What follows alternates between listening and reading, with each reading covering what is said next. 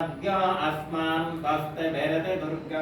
दुर्गः जातवेदस्सिन्धुन्ननापादरितादिपर्षिम् अग्ने अत्रिवन्मनसा गृणानो अस्माकं बाध्यपिता तनूनां कृतनाजितगुं सहमानमुग्रमग्निगुं हुदेम परमात् सदस्तादों सनः पर्षदति दुर्गाणि विश्वाचामद्देवो अधिदुरिताप्यग्निः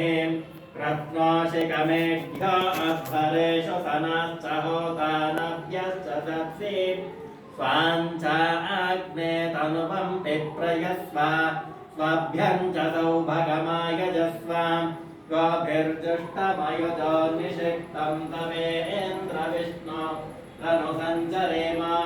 नाकस्य पृष्ठमभिसंवसा नो वैष्णवीं लोक इह मादयन्ताम्